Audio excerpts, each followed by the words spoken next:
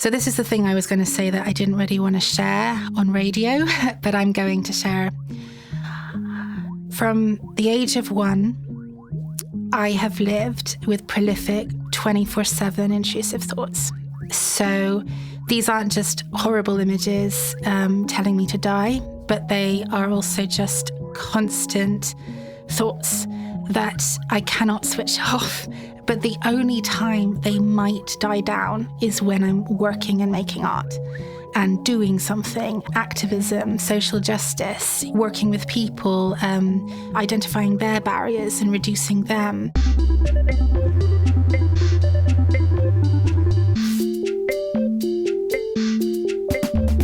Hello and welcome to Working to Work, a neurodivergent journey for employment. I'm Sam, host of this project, which, if you haven't listened to it or watched it before, explores what the challenges are for neurodivergent individuals in particular in obtaining and maintaining work, and then speaking with guests about what potential solutions they envision, constructive solutions that can mitigate some of these challenges and offer a more gratifying and psychologically and physically healthy working life. So in this episode, my guest is Elinor Rowlands, who is an artist, a facilitator, a writer, a therapist, and a coach. Elinor does a lot, but primarily I'm speaking to them in their role as an artist. I wanted to speak with them initially to explore this idea of outsider art, which I spoke with Dan Wilson about in the previous episode. But as I explored their work, I recognized there were many themes that we could explore beyond this sense of feeling marginalized. They have their own creative practice where they paint and create soundscapes and audiovisual work and write. I recently read one of their pieces, Beauty in the Gothic Forms of Autistic Aesthetics, which I greatly enjoyed and will link below. But they've also set up Magical Women, which is an initiative to support female and non-binary neurodivergent artists that may feel marginalized or that there isn't a space for them to share their creative endeavors, share their creative work, and also in a way that feels authentic to them, that they can show up and don't need to kind of have a pretense of to be a certain way beyond who they are. So yeah, there was a lot of intrigue in talking to Elinor. I'm so glad that they were willing to have this conversation with me. What did we speak about? We spoke about what Elinor believes creative practice offers neurodivergent artists that is essential. We touched on the barriers that Elinor has experienced in their creative career that they relate to being autistic. And we did touch a little bit on outsider art and linking to the previous episode. And it was interesting to hear Elinor's take on how she perceives the art world to kind of utilize this term and whether that's actually useful for outsider artists. We spoke about the challenge of recognizing or identifying what support one needs to be able to achieve what they're looking to do in terms of their creative career. One can potentially get frustrated without a success, knowing that there's something that isn't there to help them get on that next step, but not necessarily understanding why or believing that that support is available. And Elinor got to a point where they did recognize what they needed. They found someone that could support them.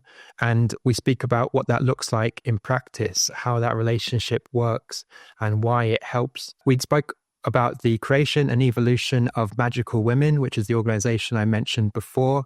Also, Elinor's own creative practice and the novel techniques that they're using, including bringing stimming into their methodology, into their creative practice. So I think one of the things I wanted to do within this season of Working to Work was to try and explore some novel neurodivergent artistic techniques and ways of creating. So I'm really glad that we spoke about that. Throughout the episode, I've included some audiovisual examples of Elinor's work, more of which is available on their website, which I'll link below. So please do like and subscribe to the Working to Work YouTube channel and the podcast. It really helps amplify the work that I'm doing here, which is completely unfunded and just out of my own desire to create a space for these conversations to happen and speak to people that have constructive ideas about how to create a more equitable world of work. So yeah, your support is really valued and appreciated, and as is your feedback and comments. So please do let me know what you think. So without further ado, here is my conversation with Elinor Rowlands.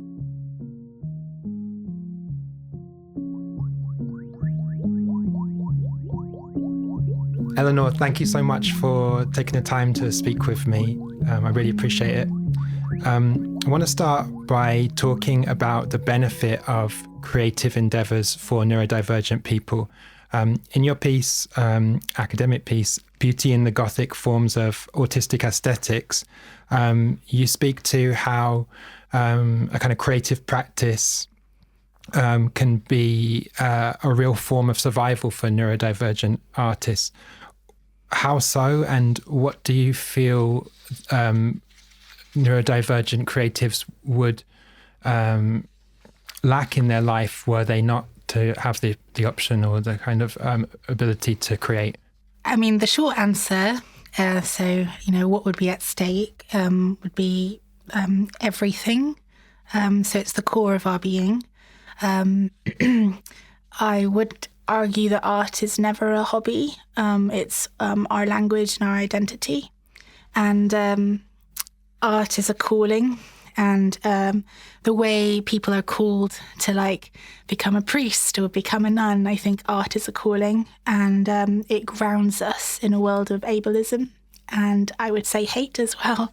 And diminishing our art, because that's my experience, especially in school, I was always diminished, is like pulling a rug from under us.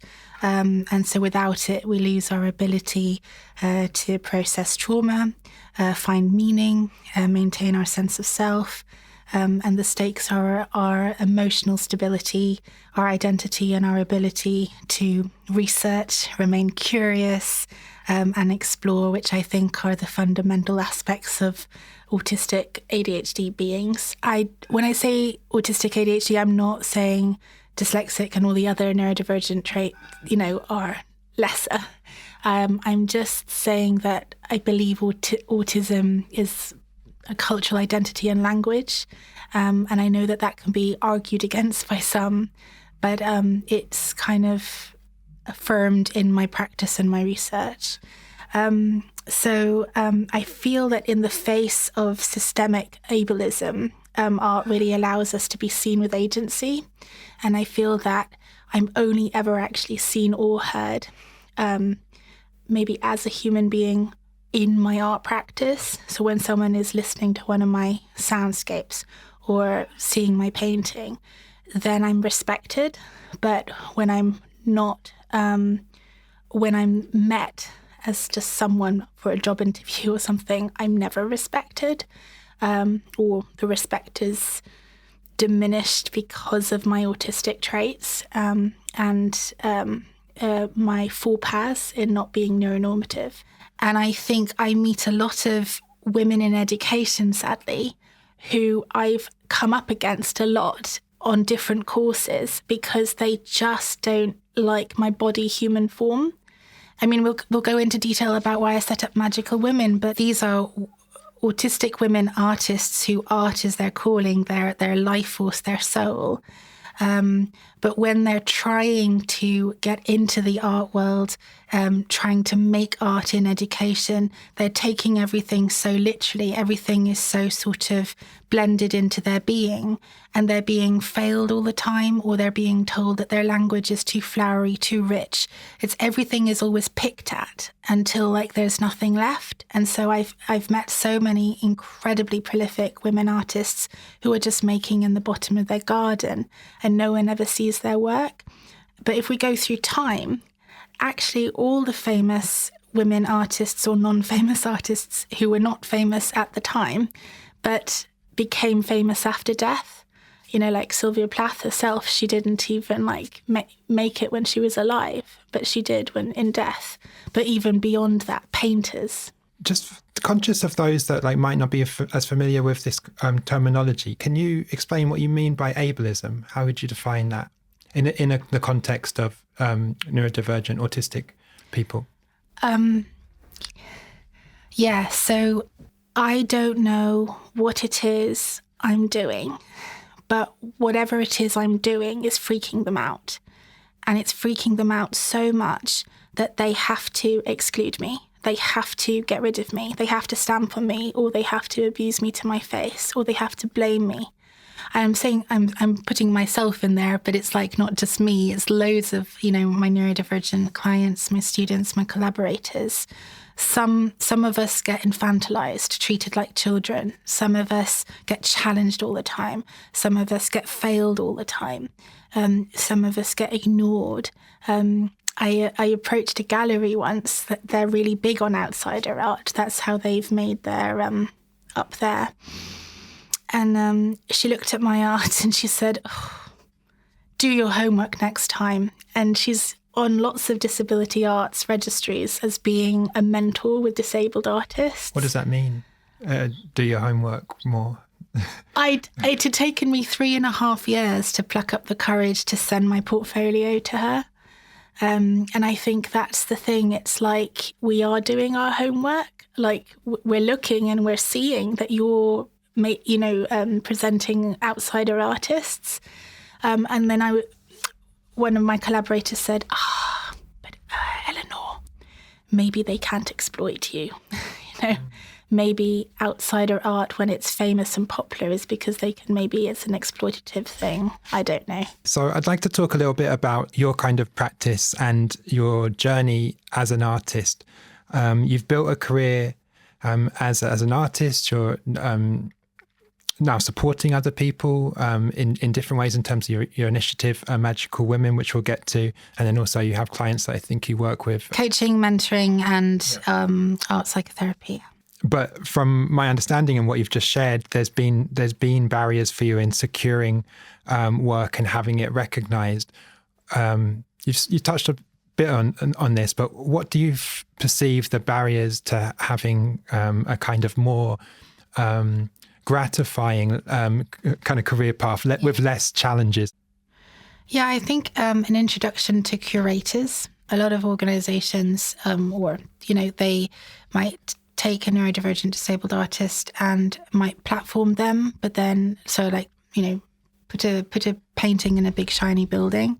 But that's not enough if you're not going to sell the painting, because actually how is that artist going to survive or live? Like, it's not enough to just have a painting in a big shiny room. It needs to have a collector. I've had some paintings exhibited in some really incredible places, but I never got a sale. And it's a bit like, they were sponsored by loads of banks. Couldn't the banks have bought the paintings? If you think that banks actually have loads of paintings in there, couldn't they have just bought the whole show? Or, introduce them to curators who would then be like, oh yeah, this artist would be amazing in my gallery, or things like that. So I think my biggest barrier is sending stuff out, meeting people who have the networks and the connections. I can't really go out in the evenings a lot because it makes me so exhausted the next day.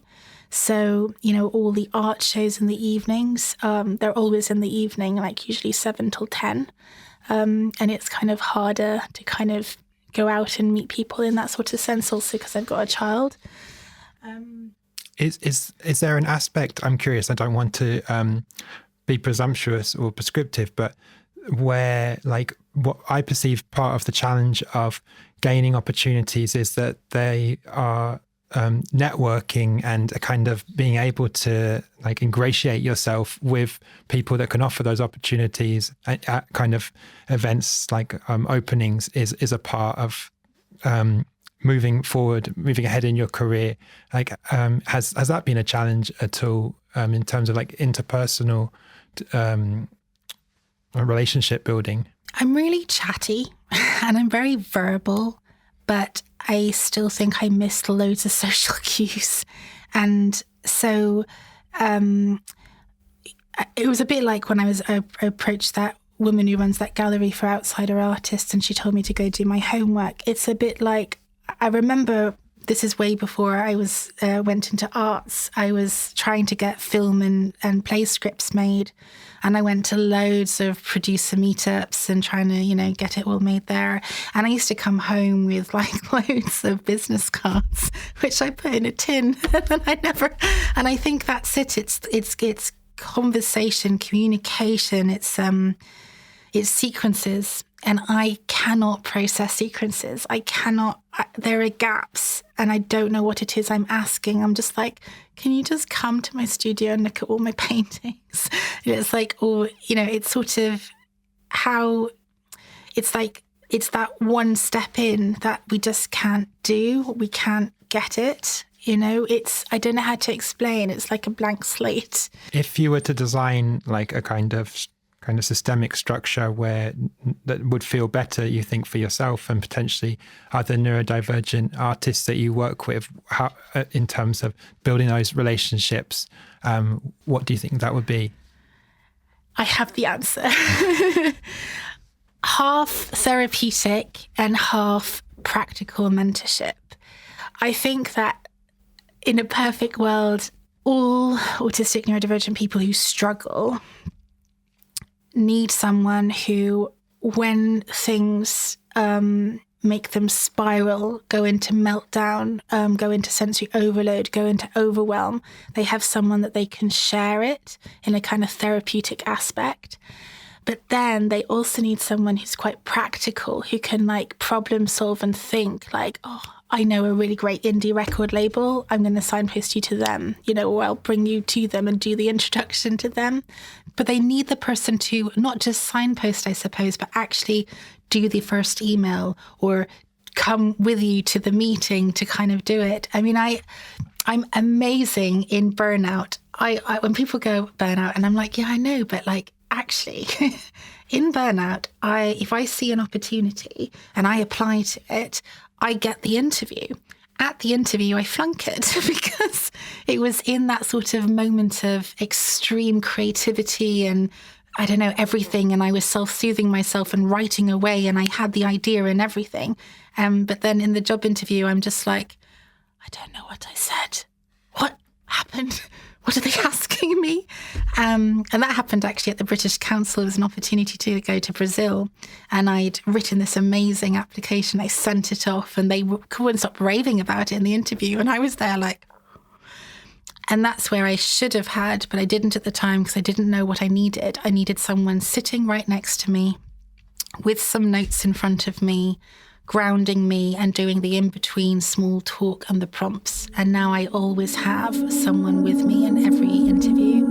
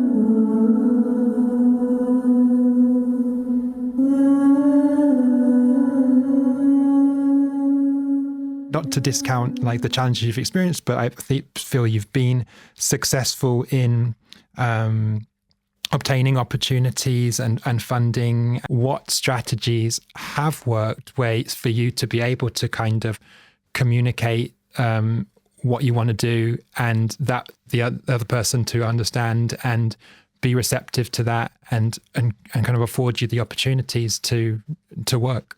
The first one would be creating an environment that supports my needs is really vital for my well-being and productivity. I come from a family who probably would have become creatives if they had had a different upbringing. They were from very, very poor working class backgrounds, and my grandfather was a paraplegic after a mining accident.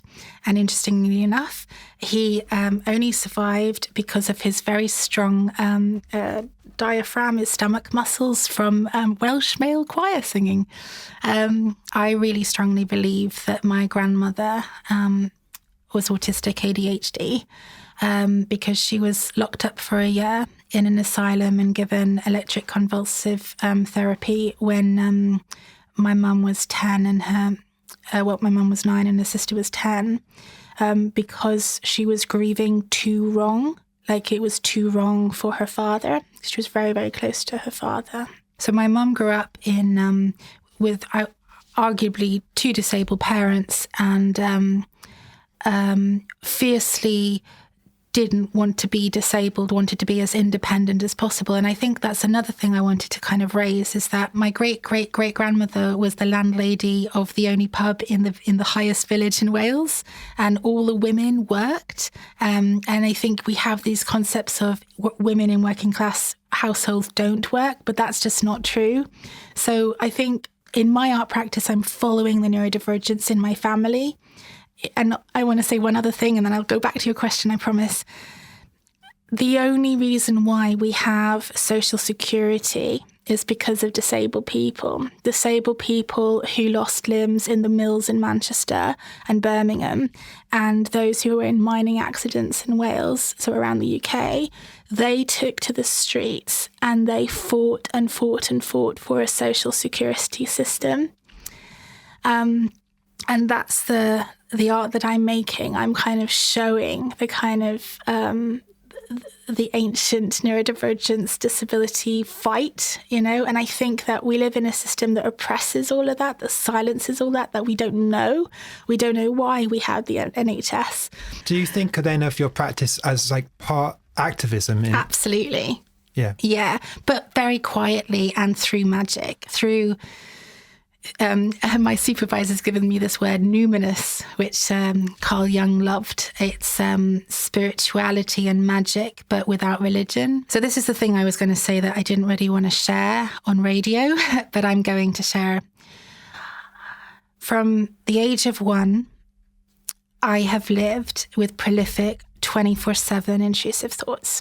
So these aren't just horrible images telling me to die, but they are also just constant thoughts that I cannot switch off.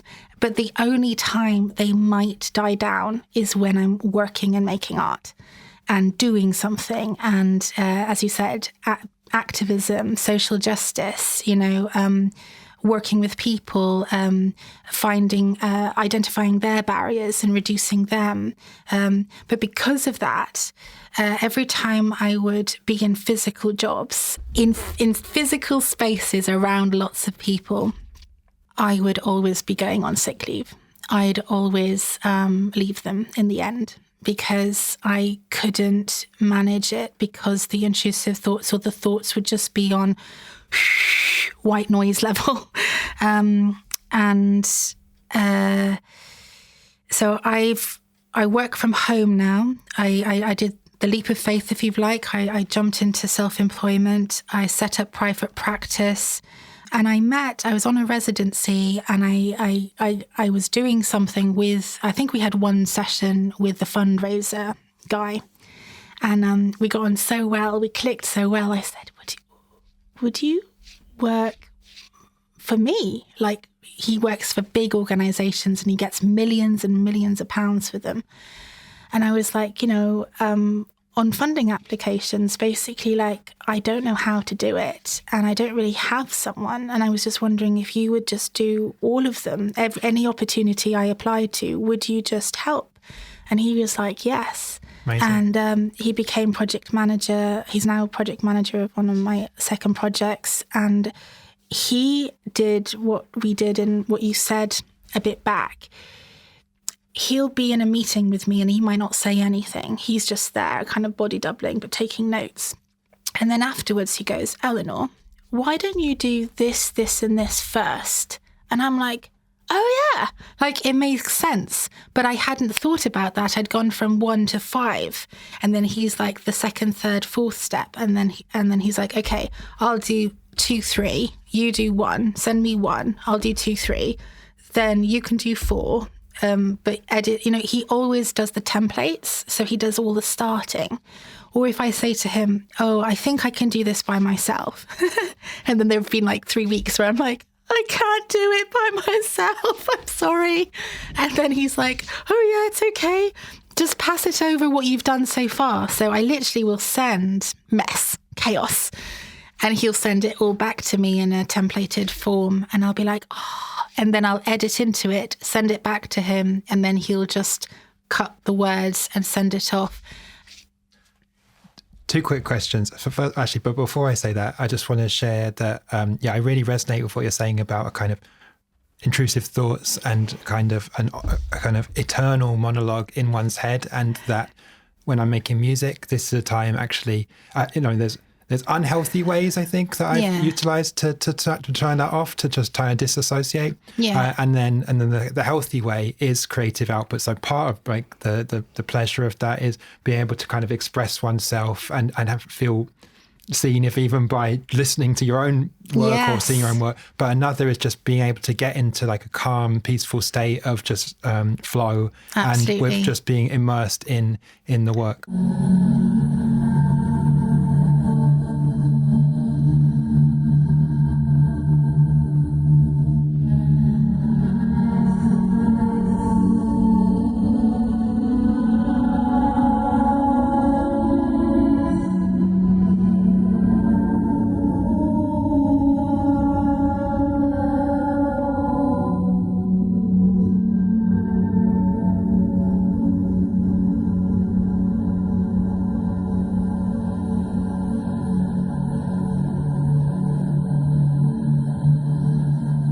So I found your work originally. I was researching this, a program I wanted to make about outsider art. And actually, I spoke to Dan Wilson in the previous episode about aspects of it. And I'm now speaking to you about aspects of outsider art. There's still actually more that I'm interested in exploring. But anyway, that was my avenue to finding your project, Magical Women. I'm not sure entirely why. Maybe there's something in the text where you mentioned outsider art. But Magical Women is a project you founded to support neurodivergent women and non-binary artists. That's my understanding of it. But for listeners, can you explain a bit more about what it is, what it does, and what led you to create it? So in 2019, a vision came to me. I was in the woods and it was really dark and I felt really safe. And I spent a lot of time in the woods in my head when I was in bed. And I had a lot of, not dreams, I would say journeying. I was journeying deep in the forest and I was talking with the mountains and I suddenly realised I need to make an art space that is both physical and virtual. So this was before Zoom and everything, before COVID. I got Skype. And I was going to have a Skype in the room with me, and then people who were stuck in their bedrooms, stuck in their homes, who couldn't leave, could join us online. And then Battersea Arts Centre had set up a co-working space, which now no longer is open, but it used to be. And I was going to set it up from there. And then COVID happened and everything went virtual, and that was incredible because then suddenly my actual model and then Arts Council said yes to funding it. And for that whole year, we set up exhibitions. And then in the exhibitions, I took everyone on a walk through the exhibition. It was just a page because I experience space physically in my head and I journey in my head. So I go everywhere in my head. And I was taking everyone around the art exhibition as if it was 3D, but I didn't know that you could have these 3D exhibition spaces. And so I did that and I And all these artists who were chosen for these online exhibitions were just saying, like, the way I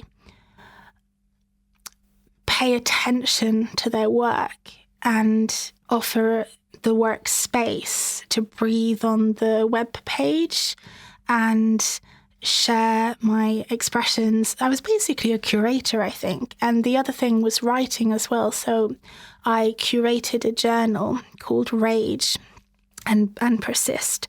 And in Rage, it was writing that was done in meltdown or in sensory overload or basically in anger. And I said that I wanted only writing done in this space of the body.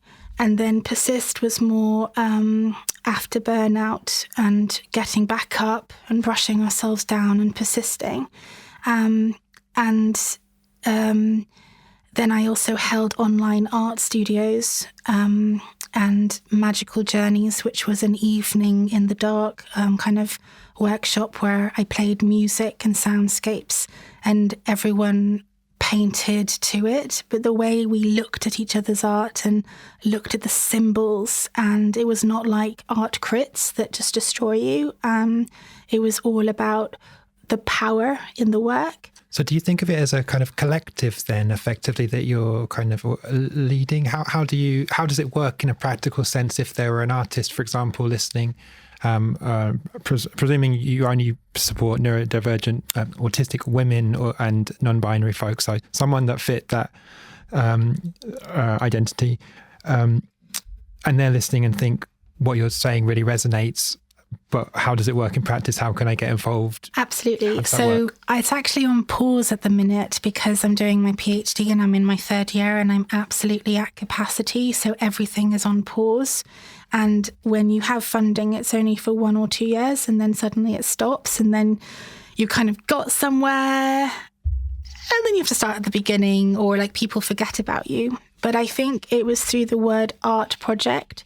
Everyone comes to us thinking we're an arts organisation or an arts charity, but we're not. We're an art project. And so that gives the flexibility for it to morph and shapeshift into anything we need at that time.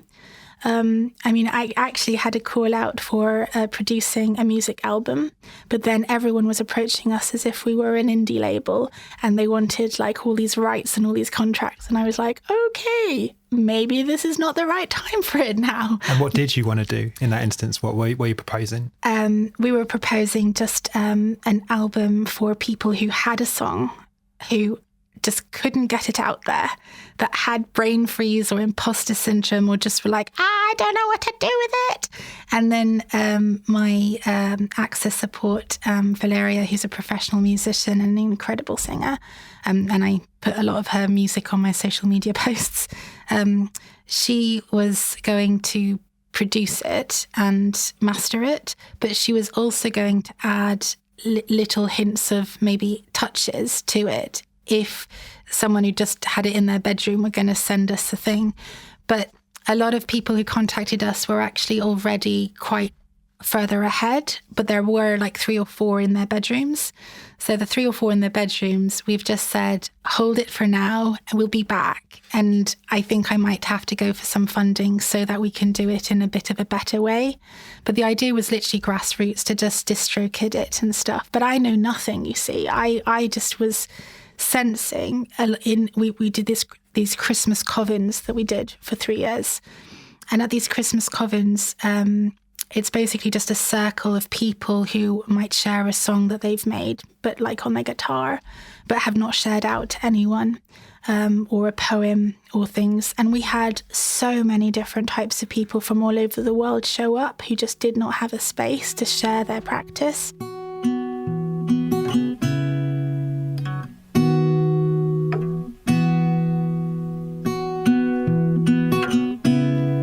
Why can't I look up and see there's something bright above me? Why can't I see I'm the seed?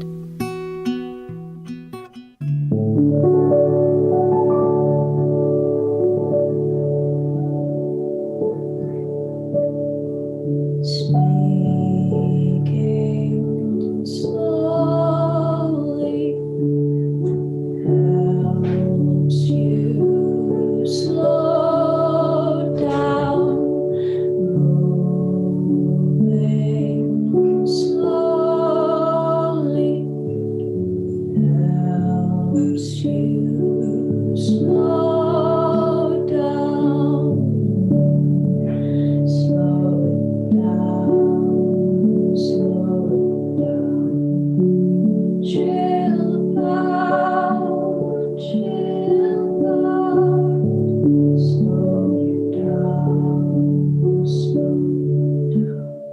Spirograph. A child unwraps her present on birthday morning. Plastic filters of neon and rose like vintage aviator glasses. Inserts her pen, starts patterns of not quite repetition, scrawls from neatness, explores distortion. My friend said spirograph, but he means spirometry, the measurement of breath in lungs that are losing function. Saturn's hard return takes 30 years, but our bodies replenish in 7. I'm moving out of reminiscence row as the wheel of change becomes a spiral. Thanks for listening. In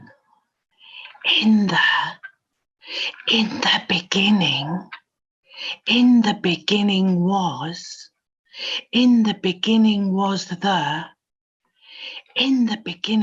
the breath. I get confused when I meet my heroes. I lose control of my marbles. It's like the man I called Dad. I just love being part of this group. And what I love most about it is that I come from like a teaching context where we're always talking about like really serious logical things. And in Magical Women, we can talk about feelings, we can talk about emotions, and we can talk about how our art practice, whether that's painting, drawing, clay, music, poetry, that art practice is like intrinsically enmeshed with our beings and our emotions and our feelings. And so it's really beautiful to have somewhere to be able to showcase that. And I think what frustrates me a lot about other spaces is they don't ever share practice. Lots of spaces I go to, like you share your work or something and then it gets criticised rather than held or seen or not praised, but like attuned to. And sometimes it's only in sort of having, so what we do is when people share, we have the chat box and everyone just puts in what comes up for them, what images they see, what colours they experience, what feelings, emotions. So someone might share like a painting and then it becomes a poem and we read out everyone's collected words and they have basically a poem to go away with. And all the artists that have engaged with us and really, like when I say engaged and gotten a lot out of it, they've all gone on to lead their own projects. They've all gone on to either go back to education, which was something of a trauma for them, and do a master's, or they've published their first book, or they set up their own initiative, or they've gotten their art into a gallery. You know, they've gone and done stuff. So it's a working model, and it's all because of kindness, compassion, and care. I had a coach for a while that had this idea of, I think at difficult times our self-esteem can drop and we need to build that up. But once we get it to like a decent state, we and have a sense of what we're looking to do, we can start to, if we're kind of believe in what we're doing and are courageous with sharing that with others, build this sense of social esteem where like you're able to support others by kind of being yourself and projecting that this is a way of doing things that people might see, this resonates with me, like I see someone modeling a different way of being able to interact and receive others people's music, and I perceive that you're in that position where you're influencing other people, and I think at this point potentially it's other neurodivergent people, but the more people that potentially you influence and they influence, we all interact in the world, and I think that is the way that potentially you affect change and change people's attitudes on a wider scale. I don't necessarily perceive it always as top down. I think it's bottom up a lot of the time, and I perceive like this is a clear example in a way of how you start to spread like different ways of sharing work and interacting and communicating and being compassionate. I think as well, a lot of people don't understand how much access costs. And people would always, when I was doing my funding applications, people would go, oh, you can't ask for more than £2,000 for access. And I'm like, I need at least £5,000 of access or I can't do this project. And access is very visible in Magical Women. So when I lead something, I have access support in the room, but I also have access support for the audience or the participants. So if they run into any trouble, instead of voicing it out loud to me while I'm facilitating, they do it to the access support in the chat, private message, or email them. So there's always, they feel held and cared for. Yeah, I've recently took a flight, and in recent times I've been utilising the what do they called it? There's like a lanyard. There's a program, Sunflower, yeah, and this will kind of allow you to get on the plane a bit before kind of the masses, which is actually it really helps, like to kind of not be in this big scrum and to be able to take a bit of time to just like settle in for a second. And I feel like this shouldn't just be a privilege for those who have more money, who have the money to pay for kind of be able to access the plane earlier, because fundamentally, if there weren't the kind of what I perceive as barriers in my life to obtaining kind of opportunities that paid well, then if those barriers weren't there, then I'd potentially be earning the money where I'd be able to say, okay, well, I recognise it's a need and I'll pay for the first class ticket or whatever, because that offers that. But there are those barriers, and I try to not feel guilty about utilising that lanyard sometimes to be able to get, especially if I'm on my own, to get on and to be able to be comfortable, to be able to breathe and not be like in this big intense scrum with a lot of kind of sensory input. I think so. Yeah, I wanted to also say within my art psychotherapy practice and mentoring and coaching, I'm incredibly open that I am autistic and ADHD, but also physically disabled. And because, I can't always do eye contact. I have synesthesia, so I process information through colours first before language, and then I read the language. And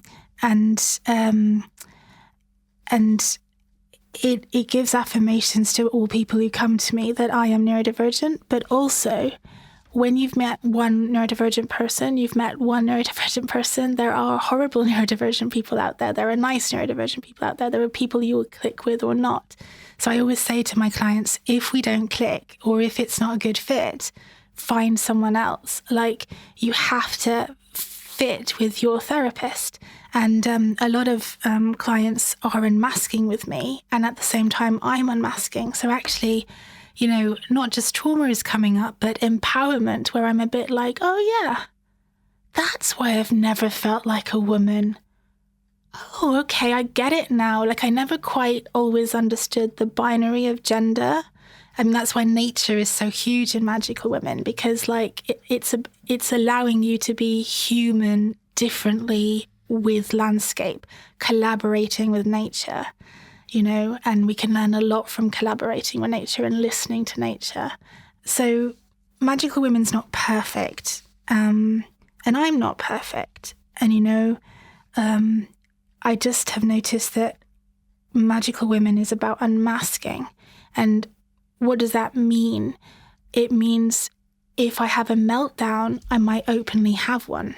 If I'm in sensory overload, I might be in sensory overload. I also communicate differently. When I'm in meltdown or overwhelm, I might send you 150 texts and then at the very end go, sorry. It's giving the permission to be and exist divergently. But the one thing I did want to plug about Magical Women is we were the first to publish 49 autistic ADHD women artists and writers in a book, and I'm really proud of that. But since then, there's been loads and loads of collectives and companies, and I would just say that one thing that everyone has always fed back to us is that with us, they always feel we get access best, and it's because we accept people as they are. Like breath, not breathing.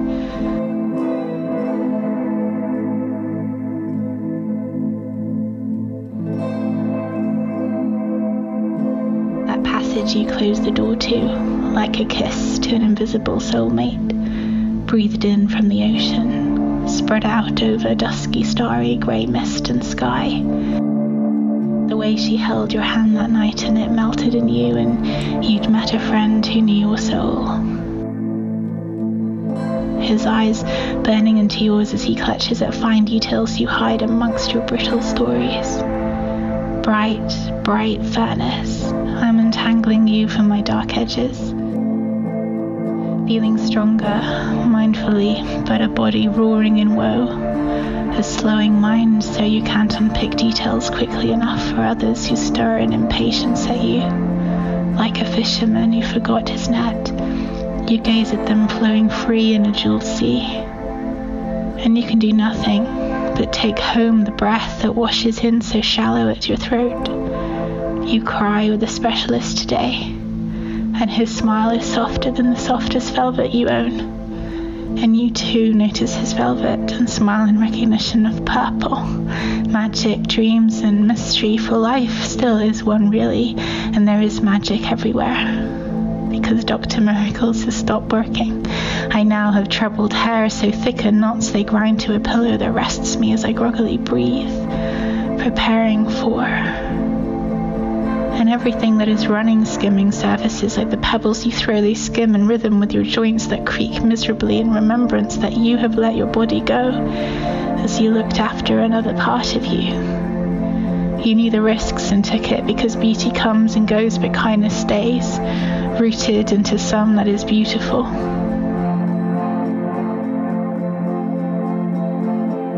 I look at the door, feel out for it, open it wide, hear the breeze inside shattering my lungs, the darkness and whirring and colour dropping, dribbling in him and his eyes, and her and her hands. I'll be in them soon. When I did my PhD, my tutors were just like, Elinor, there's really like a lot of magic in your work. Just use the word magic. And I'm like, I don't think. And then they sent me all these papers, and they sent me this wonderful paper on how intuition is knowledge, and that knowledge has, through the patriarchy has become this sort of rational, it's all about rationality, but actually intuition has become feminized and therefore invisible or something to kind of look down upon. But actually intuition is the most powerful of all knowledges. And it's not just how we connect to nature, but it's how we connect with each other. So I think Magical Women exists as an entity. The people who bring to it, like Annabelle, who helps with the photos and website, Gemma with the zine, me with some of the workshops. But we're also always trying to create other opportunities for other people to engage with it. How can one use intuition, both, do you think, in their creative practice, but also in terms of obtaining work or identifying what they want to do, and then kind of finding the ways to be able to do that in terms of work? If you believe in, again, the time is right now. So right now, in academia especially, and this is another thing they don't tell you. When I was doing my PhD, I was like, you can make up words? Because I make up languages all the time, and I speak in made up languages, and I sing in made up. I can't sing in English, but I can sing in the root base intuitive languages. I think if we're meditative practices and stuff like that, I think if we're told dream more, or sit with your dreams, or go climb a mountain and be by the water and listen, and things will come up and things will happen, and follow that. And the reason why we can't always do that is we have to make money. We have to pay the bills. We have to live in this very capitalist, hard-lined system. You've touched on stimming. You've mentioned it briefly throughout this conversation. And you've talked about it in this piece that I've referenced a few times about a important part of your kind of methodology. Can you explain how you kind of utilize it in your work? Stimming, in simple terms, are movements, behaviours or special interests that regulate or self-soothe during moments of meeting an access barrier or sensory overload or overwhelm. So you might find that some people rock back and forwards, and sometimes they do that without knowing that they're doing it. Some people use stimming gadgets and tools. That's regulating, and that's actually really good for you. So I'd say to everyone, stim more, move more. But I noticed, especially during burnout, sensory overload, or times of when I say crisis, I do mean not crisis in the way of making myself out of harm, but just like super overloaded, that the only thing that helps is art making, whether that be verbally stimming into the recorder and doing thousands of streams of consciousness poems that are so long that they can fill a whole novel. And I can do that for an hour, just nonstop. I've written performances within an hour, which I would argue is a stim, because I would never stop. I would just it would be an automatic writing, but at the same time, it was like a performance play that I would put on the next day on stage. So there's always purpose to it. It's not actually, when people say, was it stream of consciousness? I think not quite, because there is a guiding tool to it. It's the same with collaging soundscapes or making music, composing. It's sort of that's the stim. It's got a beat to it, a rhythm. A poet described it as that they feel the words in their body, and then the way in which the words are put together and blended, and then they know which word to put next to the other word. So it's there's a pattern to it. It's pattern finding. And my research is on autistic stimming as artistic methodology, but there are some artists out there who pathologize stimming, even if they're neurodivergent themselves, where they have made stimming the actual focus of the performance piece or their art. So they might stim with pencil and then actually the lines, and it's the residue of what a stim does. That's not my research. So my research is more on the kind of innate within, which again does relate to intuition. Arguably, people would say that that's flow state, and I would say, yes, that's still stimming. So, and I think there is an act of normalizing it in there, but also that when it's shut down or shut off, or when it's cut off, then that actually makes a mental health breakdown or causes severe distress. So it's trying to kind of guide mental health practitioners. Even though I'm doing a fine art practice-based PhD, I still feel that it's very psychological, and it's still quite health, if you like, in showing that it should not be cut off in childhood. It should be allowed, and actually it should be respected. Yeah, I've mentioned this before maybe, but I would stim as a child and had it cut off. And I think another thing that's detrimental. Elinor, where can people engage with your work and contact you if they want to, or you want to be contacted? So it's elinorrowlands.com, ELINOR and that's for my arts website. If they were interested in therapy or arts or mentoring or kind of coaching or any support with access to work applications or just in general, it's Elinor Rowlands, so ELINORROWLANDS therapy, so THERAPY.com. I don't know if I'm allowed to plug, but I also work for Violet Psychology, which are a trans feminist LGBTQIA+ neurodivergent affirming collective of psychological psychotherapy practitioners, and it's really working with them that's also affirming my identity more each day. And then Instagram, Elinor Rowlands Art.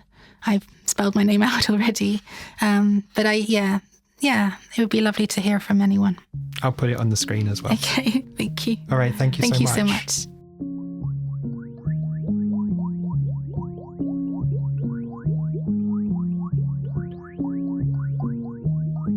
Welcome back. That was my discussion with Elinor Rowlands, artist and writer and many other things. What do they call it? A polymath. Some thoughts I had on that episode that I wanted to share. It was interesting to hear Elinor talk about identifying what kind of support they needed and then being able to obtain it, and how fundamental a step that was in realizing or getting closer to realizing the creative career that they want, gaining those opportunities, gaining that funding, creating the initiative that they wanted to, that they believed in. And I think to an extent, support helps with that. And we, regardless of neurodivergent or not, I think we all need support in different areas. There's potentially areas that neurodivergent people, who are all different, of course, don't need the same support that maybe the neuromajority do. And in other places, it's flipped. So we all need support and a helping hand to be able to realize what we want in our lives. But I don't think there's anyone, billionaires, that whoever, that haven't been given an opportunity or given a leg up, some kind of support in order to help them achieve their goals.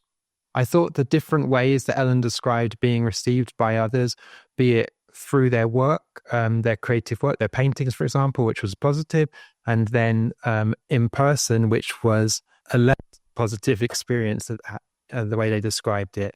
You know, I think that speaks to a kind of sensibilities bias where people are maybe more comfortable or receptive when the person they're speaking with is kind of mirroring their ways of communicating and moving and behaving. And that's unfortunate because it kind of discriminates against difference, and that people can recognize the quality of Elinor's work when they just view that, I think says a lot about the challenges that neurodivergent people experience in terms of highlighting what they can do when in person, in a kind of dialogue, as opposed to showing the example, showing, well, without discussing and bringing in kind of potential bias, here's evidence of my capabilities. Lastly, I wanted to highlight, I think Elinor's Magical Women project offers grassroots examples of how neurodivergent artists can start to be more visible and confident with their work and show up authentically without a mask. And you know, this is a smallish group at the moment, but those people are inspired by what Elinor is offering, and they can influence others in terms of being more open-minded about how one communicates, or how we communicate as a group, or how we give feedback, or differing ways of being, and kind of normalizing them to an extent. So that's it for this episode. Thank you for watching. Thank you for listening. And please do like and subscribe and comment, because I would love to have that engagement and for the project to be boosted so that it can realize its own goals, highlighting the challenges and constructive solutions to creating a more equitable world of work, one that works for neurodivergent people, where they are better able to demonstrate their talents and to ultimately live a more gratifying life for some, because work is such a fundamental part of our lives. Thank you also to Resonance. They are a great supporter of this project and also fundraising at the moment. So if you do have some extra money and time, please support their fundraiser by donating or going to one of the events that they're hosting. Details on the Resonance FM website. Thanks again, and I'll see you next week.